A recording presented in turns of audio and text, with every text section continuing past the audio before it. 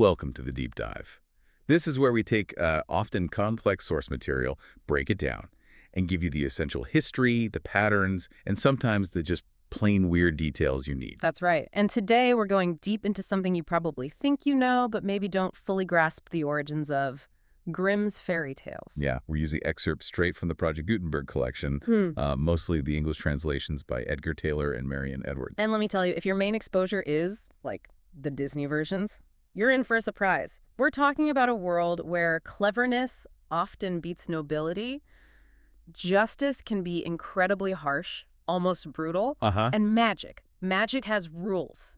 Really strict rules. Break them, and, well, things go bad fast. So our goal today really is to get past those shiny, often cleaned up versions we all sort of absorbed. We want to look at the raw academic thinking behind these stories. Exactly. The Brothers Grimm, Jakob and Wilhelm, they were serious German scholars, born just a year apart, late 1700s. They weren't just, collecting campfire stories for fun. These guys were pioneers in German philology. That's the study of language in its historical context. That's the bit that often gets missed, isn't it? Totally. I mean, these brothers spent a huge chunk of their lives working on this massive German dictionary. They were trying to trace the roots of German language, law, culture, the whole spirit of the thing. So when they published the Kinder- und Hausmärchen, the Nursery and Household Tales, starting around 1812. Yeah, 1812, 1814 for the first volumes. Their main goal was preservation, right? Like archiving cultural history. Precisely. These tales were like primary source documents for them. They captured how people thought, what they valued, what they feared back then, not specifically writing bedtime stories. Which explains some of the, let's say, rougher edges. The violence, the maybe questionable morals sometimes, the sheer strangeness. Yeah. It was about capturing what was, not inventing something cozy. Exactly. And the shift, from that academic document to what we think of as children's literature, that largely happened when the stories hit the English-speaking world. Edgar Taylor's translation in 1823, he specifically said it was for the amusement of some young friends.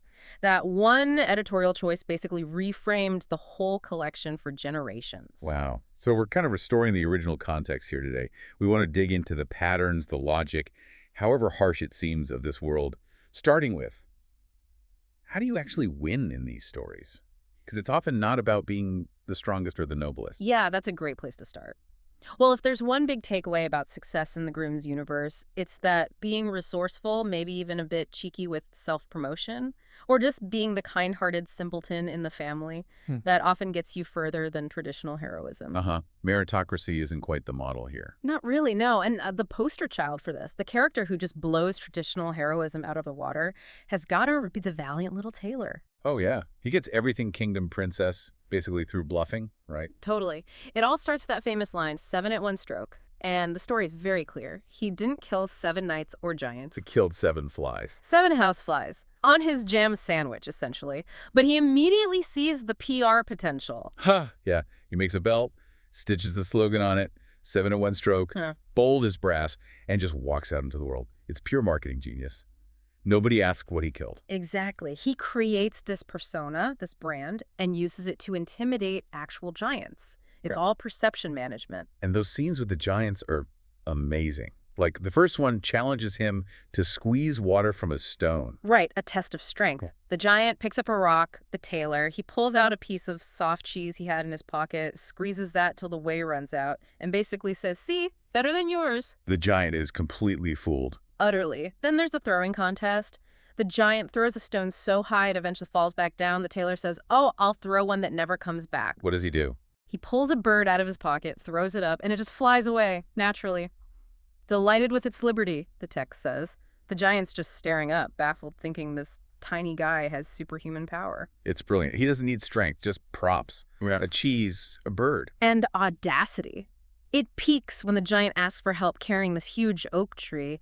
The giant takes the trunk. The tailor just hops onto a branch, hidden. No way. Yeah. He rides along, pretending he's carrying the heaviest part, the twigs and leaves, while the giant's lugging the whole tree plus the tailor. The giants end up convinced he's impossibly strong and tireless. So how does he actually beat them in the end? The story mentions 2 more giants. Pure Machiavellian tactics. He doesn't fight them head on. He climbs a tree while they're sleeping below, collects some stones, Uh-oh. and drops stones on one giant, then the other. Just enough to wake them up and annoy them. So they think the other one hit them. Exactly. They start arguing, accusing each other, get furious, grab uprooted trees, and just beat each other to death. Then the tailor climbs down, checks they're dead, and goes back saying, "Whew, had to defend myself. Tough fight, but what chance did they have against a guy who can kill 7 at one blow?" It's incredible. The whole thing is built on a lie about flies, but his cleverness in maintaining the lie and maybe society's willingness to believe in heroes gets him the kingdom. And he stays king. He does. King till the end of his life. It Yeah. completely flips the script on the noble hero archetype. Okay, so that's success through cunning. What about the other end of the spectrum? You mentioned kindness, the simpleton. Right. Contrast the tailor with Dummling in The Golden Goose. Here, success comes from pure good nature, almost accidentally. Dummling the simpleton, right? Yeah. His family mocks him, gives him the worst food. Yeah, just a hard cinnamon cake and some sour beer when he goes to work in the forest. His brothers get the good stuff. But he meets someone. He meets this little old gray man who asks for food. Dummling, even though he has basically nothing, shares what he has. And that simple kindness triggers the magic. The awful cake turns into fine sweet cake. The sour beer becomes good wine. Magic reward for a good heart. And the reward. The old man tells him it brought him good luck and points him to a specific tree to cut down. And there, at the roots, he finds it. The golden goose. The literal golden goose. And this leads to chaos. Beautiful, hilarious chaos. It becomes this magnet for greed. The innkeeper's daughters, one by one, try to sneak a golden feather, and they get stuck. Just instantly stuck fast to the goose and to each other. So like a human chain. Exactly. Then the parson sees them, tuts, tries to pull the last girl away, gets stuck. Yeah. Then the sexton tries to help the parson, Yeah. stuck.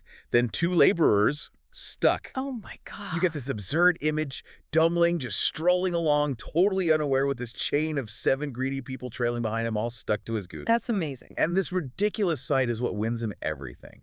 He ends up in a city where the princess has famously never laughed, ever. Let me guess. She sees Dummling and his unwilling entourage, and the text says she just bursts out laughing, quite loudly, and as if she would never stop.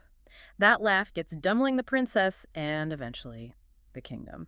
So kindness leads to magic, which leads to absurdity, which leads to the throne.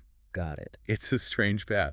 And then there's Hans and Luck, which is different again. It's purely about attitude. Hans starts off rich, right? After 7 years' work. Yeah, he gets a lump of silver as big as his head. A huge reward, but it's heavy. So he trades it. Immediately. Yeah. For a horse, which throws him. So he trades the horse for a cow, then the cow for a pig, the pig for a goose, and finally the goose for a grindstone. And with every trade. He thinks he's getting the better deal. He feels lighter, freer. He thinks the goose is great because, future meals. When he accidentally drops the grindstone into a river near the end, He has nothing left. absolutely nothing. But he feels free from care. His success is entirely internal. He values joy and lack of worry over any possession. He wins by losing everything. It's almost a philosophical tale then. Contentment is the real prize. You could definitely read it that way. The simple path, the unburdened path, leads to peace. Okay, so we've seen success through cunning, kindness, and maybe just letting go. But there's another major theme, right? This idea of rules, very specific, sometimes weird rules. Oh, absolutely. If the first section was about how to succeed, this is about how to simply survive in this magical world. And survival often comes down to absolute, unquestioning obedience, usually to some magical helper figure. And breaking the rules. Immediate disaster. No warnings, no second chances, usually. The consequences are swift and severe. It feels like these rules are often designed to test something specific, like vanity.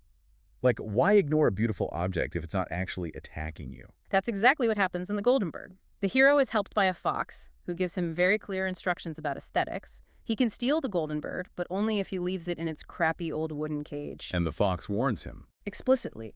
Do not try to take the bird out of the shabby cage and put it into the handsome one, otherwise you will repent it. Crystal clear. And natural. Naturally, the son thinks, oh, but it would look so much better in the golden cage. It seems silly not to. He ignores the warning, tries to make the switch. The bird shrieks, wakes the whole palace. Guards rush in. He's captured, sentenced to death, all because he wanted the prettier cage. Vanity literally leads to a death sentence. Wow. It's at the end of it. Nope. The lesson gets reinforced. To save his life, he has to go on another quest, this time for a golden horse. The fox helps again, with another warning. Use the plain old leather saddle, not the shiny golden one. Let me guess. He uses the golden saddle. He just can't resist. The golden saddle looks so much better. He puts it on the horse, gets caught again. The fox shows up, basically saying, "See? Told you so. This is what happens when you don't listen." So the rule isn't really about the cage or the saddle. It's about resisting that impulse, that desire for the finer thing. Exactly. It's about obedience over aesthetic desire or perceived practicality. And the fox gives him 3 final warnings later, just before they part ways. They sound simple, almost weird. What are they? Okay, number 1. Beware of 2 things, very vague. Number 2, ransom no one from the gallows.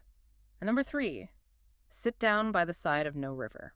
Don't sit by a river. That seems oddly specific and easy to follow. You'd think, but the first 2 are abstract, maybe harder to interpret. The third one is about resisting basic human comfort. He's hot, he's tired, he sees the cool water. He sits down. Immediately breaks the rule without even thinking about it, falls in, nearly breaks his bones. The fox has to come back, rescue him again, pull him out by the tail, probably muttering under his breath. It shows how easily just wanting a moment's rest can break the magical contract. That link between obedience and survival seems really strong.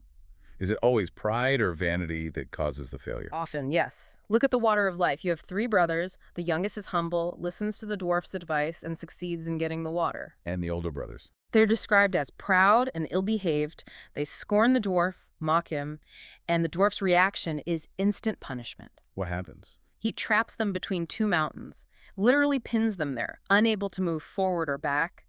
Their pride and disobedience lead directly to paralysis. Humility and obedience grant life and freedom. We even see this kind of rule following play out on a smaller scale, right? Like in Hansel and Gretel. Oh, definitely. The difference between them getting home safely the first time and getting lost the second time is purely down to the type of marker Hansel uses. The first time he uses pebbles. White pebbles, yeah.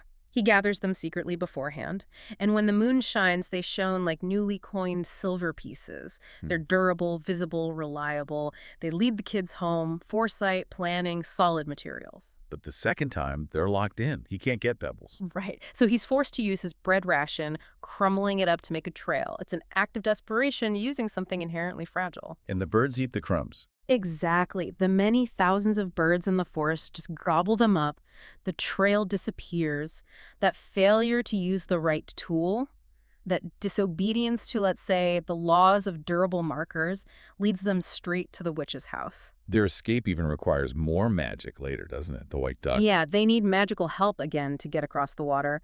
It reinforces the idea that straying from the correct path, even through small errors like using bread instead of stone, has potentially fatal consequences in this world. Okay, so the rules are strict. What about the enforcement? You mentioned magic acting almost like a judicial system. Yeah, it's fascinating. Magic isn't just random spells. It often functions as this force for karmic balance or delivering justice, and very often animals are the agents. Animals as messengers or judges? Both, sometimes. They often have insight humans lack.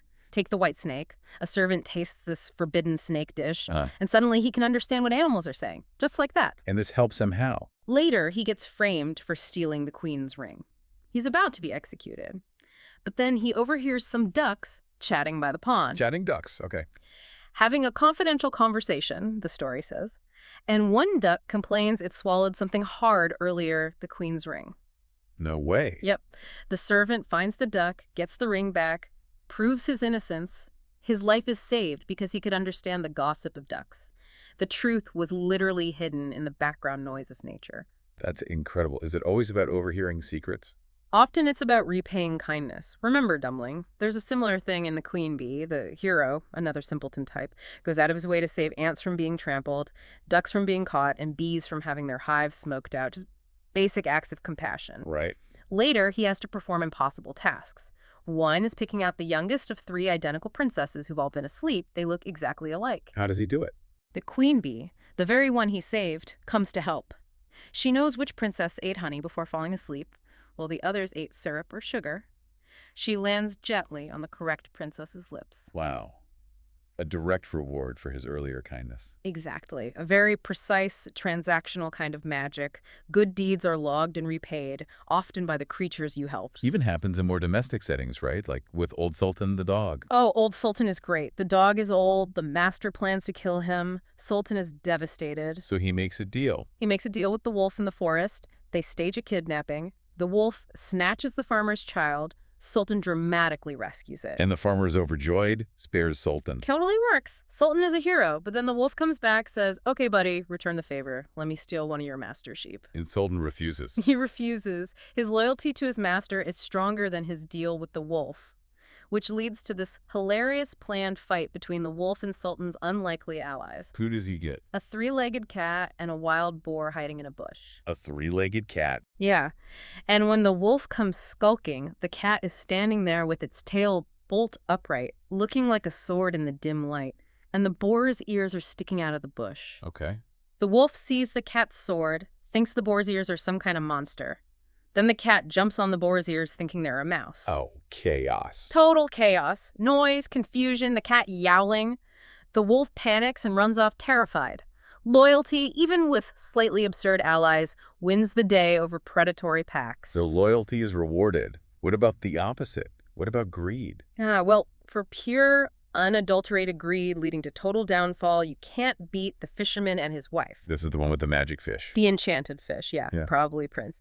The wife, Ilsebil, drives the whole thing. They live in this disgusting hovel, a pigsty. She gets the fisherman to wish for a nice cottage. Which the fish grants. Yep. But is she happy? Nope. The cottage isn't enough. She wants a stone castle. Gets it. Still not enough. She demands to be king. King. Gets a throne. Gold. Diamonds. She happy now? No. After like a day, she's bored. I want to be emperor. Emperor, does the fish grant that? It does, but even being emperor isn't enough. She can't sleep because the sun and moon rise and set without her permission. She needs more power. Where can you even go from emperor? Pope. She demands to be pope.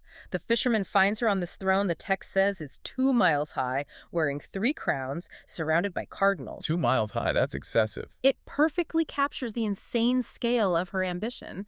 But even that isn't the limit. She looks at the sun and moon Oh no. and tells her poor husband, "Go tell the fish I must be lord of the sun and moon." She wants cosmic control. That's the final straw, right? That's the ultimate hubris, transgressing not just earthly power, but divine natural order. The fish's response is instant and total. Go home to your pigsty again, boom, back to square one. And the story says they live there to this very day. Complete reset. Know your place, basically. That's poetic justice, but some of the other justice feels much darker, like the juniper tree. Ugh. The juniper tree is incredibly dark. It's stark in its violence. The stepmother, she hates her stepson. What does she do? It's chillingly calculated. She lures him to a chest with an apple, tells him to reach in, then slams the lid down, decapitates him. Oh my God. And it gets worse. She makes the cook chop him up and cook him into black puddings like a blood sausage. Ooh. Yes. And the father comes home hungry and eats the puddings, having no idea it's his own son. The boy's sister, Marlene, is watching, horrified, weeping into the pot. Her tears are literally the salt. That's horrific. How does justice happen there? Through transformation and, well, divine intervention, Marlene gathers her brother's bones, puts them under the juniper tree. There's a mist, a fire, and out flies this beautiful bird. The boy transforms. And the bird cakes revenge. It sings the truth. It flies around the town singing the song. The lyrics are right there in the text. My mother killed her little son. My father grieved when I was gone. My sister loved me best of all. It tells the whole story. As it sings, it gets gifts. A gold chain from a goldsmith, red shoes from a shoemaker, and a huge millstone from some millers. It gives the chain to the father, the shoes to Marlene. And the millstone. It flies back to the house, perches on the roof, sings the song one last time. The stepmother runs outside in terror, and the bird drops the millstone right on her head, crushes her flat. Literal, heavy-handed justice. Absolutely. Oh. Intense, violent, but presented as completely righteous within the story's logic. Truth revealed, crime punished catastrophically. Is all justice that extreme? What about something like Mother Hall? Mother Hall is much more straightforward, almost transactional. It's about work ethic, pure and simple. Two stepsisters, right? One good, one lazy. Exactly. The industrious one falls down a well, ends up in Mother Hall's world. She does all the chores perfectly, including shaking out Mother Hall's feather bed so hard the feathers fly, which causes snow on Earth. And her reward. When she leaves, she passes through this gateway, and a shower of gold rains down, covering her completely. Pure gold, it says. And the lazy sister. Her mother makes her jump down the well, too, hoping for the same reward. But she slacks off, refuses to do the work properly, won't shake the bed. So when she leaves, She goes through the same gateway, but instead of gold, she gets a great bucket full of pitch poured all over her, and it sticks to her as long as she lived. so zero ambiguity there. Work hard, get gold, be lazy, get covered in tar. Pretty much. The morality is crystal clear, and the consequences are immediate and physical. Okay, so magic, fate, and strict rules handle a lot. But sometimes it's just about being clever, right? Using disguises, figuring things out. Absolutely. A lot of these tales hinge on hidden identities. Protagonists deliberately assuming a low status, hiding who they are, either to survive or to gain an advantage. Like cat skin. Catskin is a perfect example. A princess runs away from home to avoid an unwanted marriage, disguises herself in this rough cloak made of 1,000 kinds of fur, basically all different animal skins stitched together. And she becomes a servant. The lowest kind. A scullery maid, living under the stairs, covered in soot, having to sweep up the ashes, completely hidden in plain sight. But she doesn't stay hidden. No, she uses her anonymity strategically. There are 3 royal balls. Each night, she secretly washes, takes off the fur coat, and appears at the feast in a magnificent dress. One like the sun, one like the moon, one like the stars. She completely dazzles the king's son. And she leaves clues, doesn't she? Very deliberately. Each night, she has to rush off before she's discovered, but she drops something into the king's soup as she goes. First, a golden egg, then a golden necklace, finally a golden ring that he had given her earlier. So she's testing him, leading him on. Exactly. Building the mystery. The final piece of the puzzle, the thing that actually reveals her, is a tiny mistake. What is it? After the 3rd ball, rushing back to her disguise, she forgets to blacken one finger with soot. When the king is searching for the mysterious princess and checking the maids, he finds that one pale, clean finger under the grime. That's the giveaway. Wow. One tiny slip. It shows how precarious the disguise is. It really does. Then you have disguise used for, essentially, espionage in The 12 Dancing Princesses. This is the one where the princess's shoes are worn out every morning. Yeah, mysteriously dance to pieces every night. Nobody can figure out where they go. A soldier takes up the challenge, but he gets help. From who? An old woman gives him a cloak of invisibility. Ah, classic. Classic, but effective. He uses it to follow the princesses down a hidden staircase through groves of silver, gold, and diamond trees to this underground castle where they dance all night with princes. And because he's invisible? He can gather proof. He breaks off a twig from each magical grove, silver, gold, diamond. He even pockets one of their golden cups. Solid physical evidence. And the princesses have no idea. They hear snapping sounds. The youngest feels uneasy, but they dismiss it. He presents the evidence to the king the next day, reveals their secret. And his reward. He gets to marry one of them. He picks the eldest. So invisibility plus careful evidence gathering solves the mystery. Cleverness aided by a simple magical tool. It's not always royal secrets, though. Sometimes it's just about surviving the day. Like with clever Gretel. Oh, Gretel is a masterpiece of quick thinking and self-interest. She's a cook. Her master tells her to roast a chicken for him and a guest he's fetching. Okay. While the master's gone, Gretel gets hungry. She tastes the chicken, tastes it again, and ends up eating the whole thing herself. Oops. What does she do when the master comes back with the guest? Pure misdirection. She pulls the guest aside secretly and whispers, "Quick, get out of here. My master plans to cut off your ears. See him sharpening that knife." But he's just sharpening it to carve the chicken. Exactly. But the guest doesn't know that. He hears the knife scraping, believes Gretel, and bolts out the door in terror. And Gretel. She runs to her master, crying, "That awful guest! He just snatched the chicken I roasted and ran off with it." So she blames the guest. Perfectly. The master, furious, runs after the guest, still holding the carving knife, shouting, just one, meaning, just let me have one piece." But the guest thinks. He thinks the master means just one ear, so he runs even faster. Gretel gets away with eating the chicken, gets rid of the guest, and faces no consequences. It's hilariously cynical and brilliant. That level of manipulation is something else. We also see animals using trickery, right? Not just helping humans. Oh, yeah, definitely. The most famous example is probably the Bremen town musicians, or the traveling musicians, the donkey, dog, cat, and rooster. They're all old and about to be discarded by their owners, so they team up. Right. They head towards Bremen to become musicians. They find a robber's hideout in the forest full of food.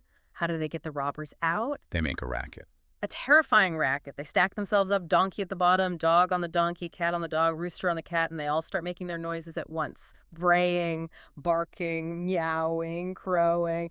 Then they crash through the window. The robbers must have freaked out. Totally. They think it's some frightful hobgoblin or ghost. They flee into the woods, terrified. But one comes back, doesn't he? Yeah. The leader sends one guy back later to scout things out. It's dark. The robber goes inside. Yeah. He sees the cat's eyes glowing in the dark, thinks they're live coals. He tries to light his match on the cat's eye. Bad idea. Very bad. The cat spits and scratches him. He stumbles back, trips over the dog, who bites his leg. He runs outside. The donkey gives him a massive kick. And as he's fleeing, the rooster on the roof crows, "Cock-a-doodle-doo," which the robber hears as, "Throw the rascal up here." So he thinks he barely escaped with his life. He runs back to his gang, completely terrified, and tells them the house is haunted by a horrible witch who scratched him, the cat, a man with a knife who stabbed him, the dog, a black monster who beat him with a club, the donkey, and the devil himself sitting on the roof shouting orders, the rooster. So they never go back. Never. The animals secure the house through pure noise, chaos, and mistaken identity. There's another one like that, isn't there? With chickens? Yeah, Chanticleer and Partlet, it's a bit different, more about direct revenge on a landlord they feel wronged them. They use everyday objects as weapons. How? They plant a pin in his armchair, leave broken eggshells in the fireplace, embers to pop, put a needle in his towel. Just tiny domestic hazards designed to make his life miserable until he swears off annoying vagabonds like them. It's small-scale, targeted trickery. Okay, one more theme in this section. Disenchantment. Sometimes the magic is the problem, like in Jorinda and Jorindel. Right. This is a classic rescue the enchanted beloved story. They wander too close to a witch's castle. And she captures them. Instantly. She turns Jorinda into a nightingale, puts her in a cage, and Jorindel, he's frozen, paralyzed, fixed as a stone, unable to move or speak. How does he break the spell? It comes to him in a dream. Yeah. He dreams about finding a specific magical purple flower with the dewdrop like a pearl on it. The magical flower. He searches, finds the actual flower from his dream, and this flower acts as a protective charm, a safeguard against the witch's magic. So he can enter the castle. Yes. He goes in, finds the witch surrounded by 700 cages, each holding a girl transformed into a bird. He uses the flower to find Jorinda's cage. The witch tries to sneak it away. He touches the cage with the flower. And she's free? Instantly transformed back into herself. The flower is the key, the specific counter magic needed to break the witch's power. It shows that even powerful enchantments have specific vulnerabilities if you can find them. It's amazing how much ground these stories cover. Not just magic and kingdoms, but really basic, everyday human stuff, too. Some of the shortest tales seem to pack the biggest punch emotionally. Absolutely. Some of the most powerful lessons are grounded entirely in domestic life and family relationships and just basic empathy, or the lack of it. Like the old man and his grandson. That one's really striking. It's so concise but devastating. You have the old grandfather, he's frail, his hands shake, he spills his food, maybe breaks a bowl. And the son and daughter-in-law are just annoyed by him. Yeah, embarrassed, maybe disgusted. They make him sit in the corner behind the stove, hidden away. They give him his food in a cheap wooden bowl so he can't break it. It's just quiet, grinding cruelty. But the turning point comes from the grandchild. The little 4-year-old grandson. Yeah. His parents find him on the floor, seriously trying to fit some small pieces of wood together. What's he doing? His father asks him, and the kid looks up and says, completely matter-of-factly, "I am making a little trough for father and mother to eat out of when I am big." Oh, wow. Just holding a mirror right up to them. Exactly. That innocent statement reveals the direct consequence, the future they're creating for themselves through their own actions. And the parents, they get it instantly. What happens? The text says they just looked at each other, and then they started to cry. They immediately brought the old grandfather back to the table, treated him kindly from then on. The child's simple logic, his mimicry, forces this moment of profound realization and repentance. It's incredibly effective. But not all domestic lessons are about redemption, are they? Cat and mouse in partnership is pretty bleak. Oh, it's brutal. A really dark little fable about trust and betrayal. The premise itself is, questionable. Oh. A cat and mouse deciding to live together and share food. Yeah, seems doomed from the start. The cat convinces the mouse they should store a pot of fat in the church safe place, right, for the winter. Okay. But then the cat keeps making excuses to sneak off to the church, says she has to be a godmother at christenings. Christening a cat. Apparently. And each time she comes back, the trusting mouse asks the name of the new godchild. And the names are clues. They're literally the status of the fat she's been secretly eating. The first godchild is named Top Off. The second is Half Done. Oh no, and the third? The third is All Gone. The poor mouse. When winter comes and they finally go to get the fat, the mouse sees the empty pot and understands the deception. She cries out, realizing what happened, and the word all gone is barely out of her mouth. And the cat pounces. Instantly, sprang on her, seized her, and swallowed her down. And the story ends with this chilling little line, "Verily, that is the way of the world." Oof. That's rough. Trust is deadly. In that story, absolutely lethal. It's a very cynical take on partnerships and unequal power dynamics. Okay, one more small one that seems like a cautionary tale. The straw, the coal, and the bean. Ah, yes, the escapees. They run away from an old woman's cooking fire. They get to a little brook and need to cross. How do they manage? The straw, trying to be helpful, offers to lie across the water like a bridge. Very noble, but perhaps not thinking it through. And the coal. The coal is described as impetuous, eager, maybe reckless. It starts boldly walking across the straw bridge. Halfway across, it looks down, sees the rushing water, gets scared, and just stops, frozen by fear. And being a hot coal on a dry straw. Exactly. The straw catches fire instantly, breaks into and falls into the brook. The coal follows, hits the water with a hiss, and breathed her last. So impulsiveness and then sudden fear lead to destruction. What about the bean? The bean had wisely stayed on the bank, watching all this unfold. Seeing her two companions meet such a swift, slightly absurd end, she just starts laughing. Laughing uncontrollably. So hard, the story says, that she bursts. She laughs herself to death. Well, almost. Almost. Luckily, a traveling tailor happens to be nearby. A kindly tailor. He sees the poor burst bean, takes pity, and sews her back up. Oh. But he only has black thread. And that, the story concludes, is why all beans ever since have a little black seam down their side. That's strangely charming. A little fable about the dangers of recklessness, fear, and maybe even inappropriate laughter, with a quirky origin story tacked on. Right, exactly. Even the smallest, strangest tales often carry these little nuggets of warning or explanation for the world. #tag outro. You know, looking back across all these stories, it's really striking how they function. Less like simple entertainment, more like a kind of brutal instruction manual for life. That's a great way to put it. They really do distill these deep, timeless human truths, or maybe anxieties, into very sharp, memorable forms. Yeah, the need for obedience when dealing with the unpredictable, the way kindness can pay off unexpectedly, even for the underdog. The sheer effectiveness of a well-crafted lie. The inevitability of punishment for certain sins, like greed or cruelty. It's all laid out pretty starkly. And even though the Grimms themselves were coming at this from a scholarly angle, wanting to preserve German culture and language. Right, their goal was academic documentation. Because the stories tapped into something so fundamental about human psychology, of our weaknesses and strengths, they just resonated.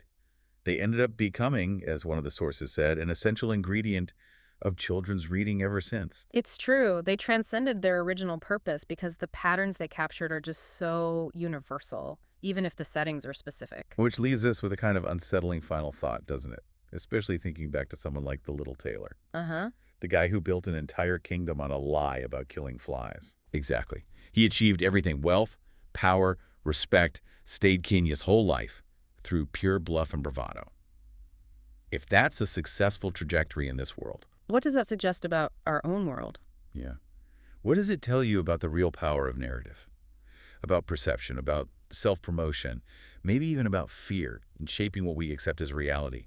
Is the most convincing story, even if it's completely fabricated, sometimes the strongest force there is. That is definitely something worth thinking about, the power of the story itself. A good place to leave it for today. Thanks for joining us for the deep dive.